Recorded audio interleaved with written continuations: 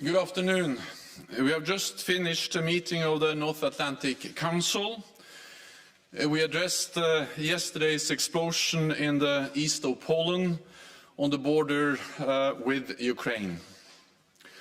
Our top military commander, General Cavoli, briefed allies, and the Polish ambassador updated us on the incident and the ongoing investigation. Yesterday's explosion took place as Russia launched a massive wave of rocket attacks across Ukraine.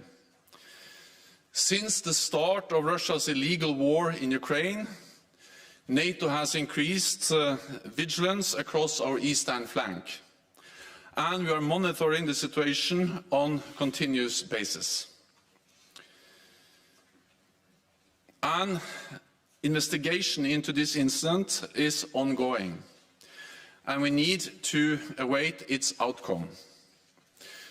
But we have no indication that this was the result of a deliberate attack. And we have no indication that Russia is preparing offensive military actions against NATO. Our preliminary analysis suggests that the incident was likely caused by a Ukrainian air defense missile fired to defend Ukrainian territory against Russian cruise missile attacks. But let me be clear, this is not Ukraine's fault. Russia bears ultimate responsibility as it continues its illegal war against Ukraine. In the meeting today, NATO allies offered their deepest condolences on the tragic loss of life. They expressed their strong solidarity with our valued ally Poland and made clear that we will continue to support Ukraine in its right to self-defense. Russia must stop this senseless war. Last night I spoke with the Polish President Andrzej Duda and with US President Joe Biden. We agreed that we need to stay vigilant, calm and closely coordinated. We will continue to consult and monitor the situation very closely. NATO stands united, and we will always do what is necessary to protect and defend all allies. And with that, I'm ready to take your questions. We start with Polish radio, lady in grey at the back. Thank you, Anna. Beata Płomecka, Polish Radio, Public Broadcaster, Polskie Radio. Secretary General, what could be the outcome in concrete terms of today's meeting? Can we expect enhancing Europe's air defense, especially in the countries bordering Ukraine, because as long as the war continues, there will be Russian rockets striking Ukrainian cities, and there is a risk that such situation can happen again. Thank you very much. In the meeting today, NATO allies expressed their strong support, solidarity with our ally Poland. They also expressed their deepest condolences for the tragic loss of life. And NATO has significantly increased its presence in the eastern part of the alliance, in particular since the invasion of Ukraine in February, with more troops on land, ground troops, but also with significant, substantial air and naval power. And this has, of course, both increased our air defense capabilities, but also our capabilities to monitor, to have a full picture of what's going on the border between NATO allies like Poland and Ukraine. And we are constantly assessing what more we need to do. We also have made important decisions at our summit in Madrid to further strengthen our presence in the eastern part of the alliance. BBC. Thank you. Jessica Parker from BBC News. I just wanted to ask, given the incident that happened last night, do you think this was perhaps the most tense moment for NATO in this conflict so far? Thank you. I'm always careful to rank different incidents and situations. It demonstrates that the war in Ukraine, which is President Putin's responsibility, continues to create dangerous situations. At the same time, we have to remember that this happened at the same time as Russia launched a wave of new indiscriminate missile and air attacks on Ukrainian cities, attacking critical civilian infrastructure, hitting civilian targets. Then it's nothing strange. Then, of course, that is in itself a very dangerous situation. And then we then also see that there may be also consequences on NATO territory. It's a consequence of the war that Russia wages against Ukraine. Okay, we'll go to the Ukrainian news agency in the middle. Yeah. Thank you for the floor. Dmytro Shkurko, National News Agency of Ukraine. I just want to mention that Ukrainians do understand the pain of the Polish people and have a greatest sympathy with them. My question is how that incident will be reflected on the assistance that allies provided for Ukraine in air defense. Where will be some kind of new systems to cover the Ukrainian sky? Thanks.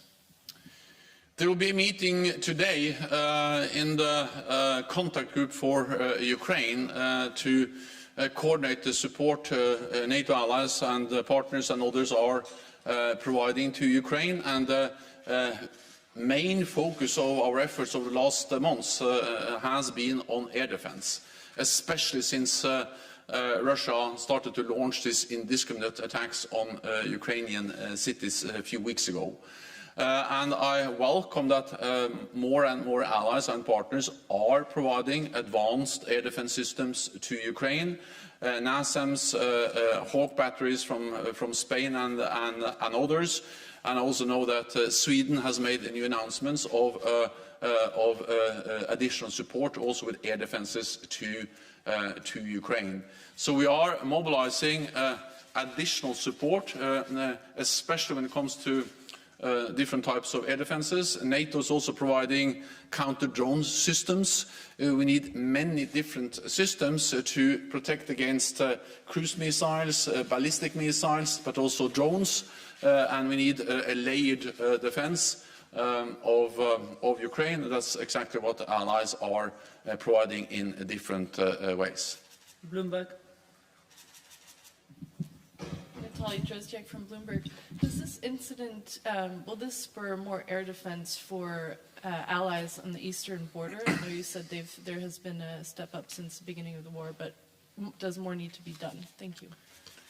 So we are constantly assessing our presence in the eastern part of the alliance. We have significantly increased our presence on land, at sea and in the air, and that has significantly increased our air defense capabilities, especially in the eastern part of the alliance. At the same time, we have no indication that this incident was a result of a deliberate attack on NATO territory. And we have no indications that Russia is planning offensive military actions against NATO allies. So I think this demonstrates the dangers connected to the ongoing war in Ukraine, but it hasn't changed our fundamental assessment of the threat against NATO allies. It shows the importance of monitoring, of being vigilant of the presence, and we made decisions for long-term adaptation of NATO's deterrence and defense at the summit in Madrid in June, and that includes partly more presence in the east, partly more pre-positioned equipment, in particular in the eastern part of the alliance, and partly earmarked forces so we can quickly scale up the battle groups we have in the eastern part of the alliance. And of course, all of this will also further strengthen our air defense capabilities. Then air defense is partly land-based, but air defense is also very often air-based, also aircraft, and naval-based, based on our ships. And of course, air forces and naval forces is something we very quickly can move in. SACEUR has, our Supreme Allied Commander in Europe, has already authorities to move in additional forces, including air and naval forces, to augment our air defenses quickly if needed. Okay. Frankfurt Allgemeine.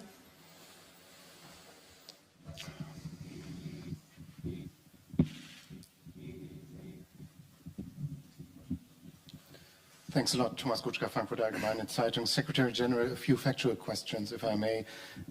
First of all, the debris found near the border of Poland and Ukraine, is this debris only from a Ukrainian rocket launched to intercept a Russian missile, or is there also debris of a Russian missile? Secondly, what was the likely trajectory of the Russian missile that was meant to intercept by Ukraine? And thirdly, did NATO forces present at the eastern flank activate their air defense systems yesterday because they saw an incoming, potentially incoming missile? Thank you. So we have air defense systems in place that are active 24/7 all the time. We have AWACS planes, we have aircraft, we have land-based systems, and we have naval-based systems.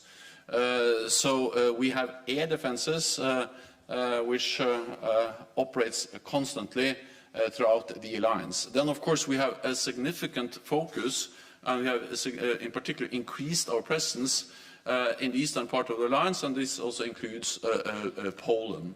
Then, on the details of the findings and the ongoing investigation, it will not be right if I go into those details, but as I said, our preliminary findings are that this is likely caused by a Ukrainian air defense missile, and we have no indication that it was any deliberate attack on NATO territory. Politico. Thank you very much. Just a brief question. Has there been any communication between NATO and the Russian authorities, even on a technical level, over the past 24 hours regarding Russian activity close to NATO's borders? Thank you. We have military lines of communications. We are able to communicate with Russia in different ways as NATO and as allies, but I cannot go into the details of exactly what kind of contact have been over the last 24 hours. Deutsche Welle NPR. Hi, thank you. Does the fact that the Polish government, even after hours of assessing what had happened, was still ready, as of this morning, as I understand it, to possibly ask for Article 4 consultations, does that indicate to you that they do not feel reassured, despite all of these measures that have already been taken? And you said that you're constantly assessing and you've got things on tap.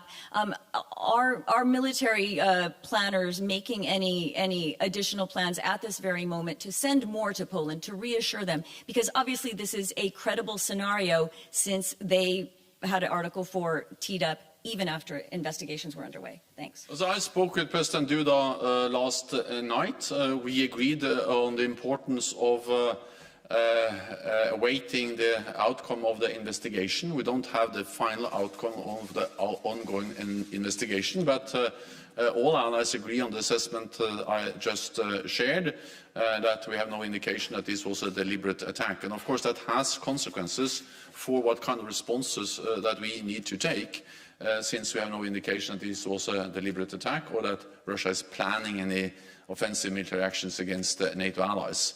But we all also agree that Russia bears the ultimate responsibility.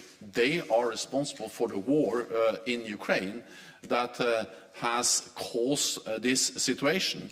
And if there hadn't been for the war, of course, we wouldn't have been in the situation with the 2 casualties and the incident we saw in Poland yesterday. But allies agree on the approach. There's been no call for an Article 4 meeting, and that's based on the findings, based on the analysis, and based on the results so far of the ongoing investigation. Okay, Spiegel. Secretary General, you just said that everything would be done to protect the allies. Now, the village where the missile hit yesterday was very close to the Ukrainian border. So in order to effectively protect Poland from incidents like these in the future, would it not be conceivable or make sense from your point of view to extend the NATO air defense umbrella into Ukrainian territory in order to intercept missiles which might be headed to potential targets near the Ukrainian-Poland border? NATO allies are not party to the conflict in Ukraine. NATO and NATO allies provide support to Ukraine. We help Ukraine to uphold the right for self-defense. That's a right which is enshrined in the UN Charter. And of course, Ukraine has the right to defend itself against Russia's illegal war of aggression against Ukraine. And our main priority now, or one of the top priority now, is to provide more air defense systems for Ukraine. Our air defense systems are set up to defend against attacks around the clock. But we have no indication that this was a result of a deliberate attack, and this incident does not have the characteristics of an attack. And that also explains why the reactions were as they were last night, because this was not a deliberate attack and didn't have the characteristics of a deliberate attack against NATO territory. ARD. Markus Preis with ARD German TV. 2 questions, if I may. The first one is a more personal one. Everybody was very scared, I think, yesterday evening. Everybody understood that it could be a potentially very dangerous situation. How was your personal reaction when you first heard about it? And the second one is about, you said the debris that was found is probably from a Ukrainian air defense missile. The Ukrainian foreign minister said this is a Russian conspiracy theory and it's not true. How do you judge that he made this judgment on the origin? Thank you. The last question.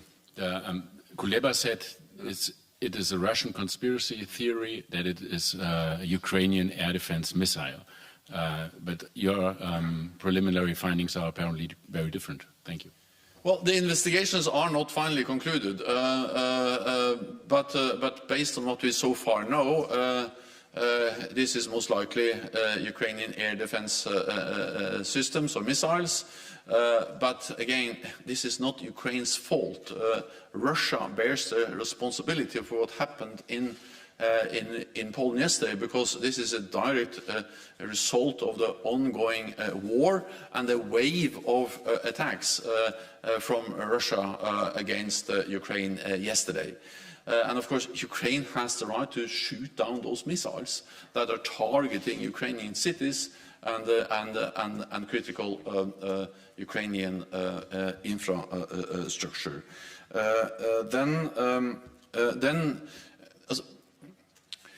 NATO is prepared for situations like this. We are exercising, we are preparing for incidents, for accidents like this, to first and foremost to prevent them from happening. But if they happen, to ensure that they don't spiral out of control. So yes, of course, we were concerned when we got the reports yesterday, and especially we were saddened by the fact that there were 2 casualties.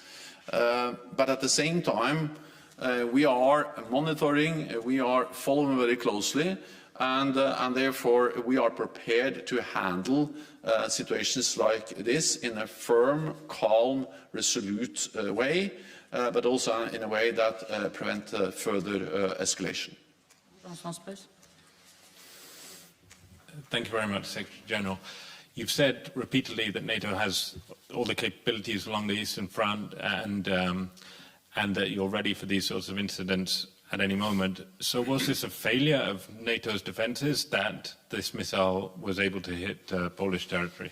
Well, the air defense systems in the east, they are set up to defend us against attacks. And attacks, missiles, cruise missiles, ballistic missiles, they have special characteristics, which we then we follow and we monitor, and then we make a judgment whether it's an attack or whether it's something else. As I said, this was most likely a Ukrainian air defense missile, this Ray, and of course that missile doesn't have the characteristics of an attack. And therefore, that explains also why the reactions were as they were, and that doesn't say anything about our ability to defend against deliberate attacks against NATO territory. Wall Street Journal. Thank you very much. Dan Michaels, Wall Street Journal. Just a couple more factual questions, if possible, if the analysis yet shows this. Do you know if there was a Russian missile in the immediate area that the Ukrainians were specifically trying to target? And do you know if the Ukrainian missile exploded on the ground, if it exploded potentially in the air in contact with the Russian missile, and if what was on the ground was just shrapnel or debris from that? Thank you very much. All of that are relevant questions, but I will not go into details, partly because there is an ongoing investigation, and we have to decide later on how many details we can reveal. But anyway, there are ongoing investigations, so this is an ongoing investigation that will look into those issues. TV2. Lady over there. Thanks. Elin Sørsdal from TV2 Norway. Mr. Secretary General, the French President Emmanuel Macron, he urged China to play a greater mediation role during this conflict. Do you see a greater role for China? And second question, do you see any possibilities for peace negotiations in the near future? First and foremost, I believe that China should clearly condemn the invasion of Ukraine, which is a blatant violation of international law and the sovereignty and territorial integrity of Ukraine. And for instance, in the different votes in the UN, China has not voted in favor of those resolutions clearly condemning the invasion. Actually, China is also sharing much of the Russian narrative about the war, and that's a narrative which is not correct. It is Russia and President Putin that are responsible for the war, and they can also end the war. We have to remember what this is. This is a war of aggression, where one country, Russia, invades another country and tries to control and take territory from that country. And of course, Ukraine has the right to defend itself against the invasion, against the Russian aggression. If President Zelensky and Ukrainians stop the fight, of course, then Russia will win and they will achieve their military goals. So the reality is that if President Putin and Russia stops fighting, then we will have peace. But if President Zelensky and Ukrainians stop fighting, then Ukraine will cease to exist as an independent sovereign nation. They have the right to defend themselves as an independent nation. Most likely this war will at some stage end at the negotiating table. At the same time, we know that the outcome of those negotiations is closely and fundamentally linked to the strength on the battlefield. So the best way we can ensure, maximize the likelihood for a peaceful negotiated solution is to support Ukrainians on the battlefield, because that will maximize the probability for them achieving an acceptable negotiated solution on the negotiating table. So yes, we all want peace. Yes, we all want this war to end, but the best way we can contribute to a peace which ensures that Ukraine remains an independent sovereign nation is to provide military support to Ukraine so there can be an acceptable negotiated solution at the end of this war. We'll take one final question, TVN24 Poland. Gentleman here. Thank you, Secretary General. As you said, it's too early to assess whether it was accident or not, but for sure it was a stress test for the whole NATO. Could you assess that and rate the first reaction of the Polish government, the channel of communications, and the reaction of the NATO? Any room for improvement and any lesson learned for future? Thank you.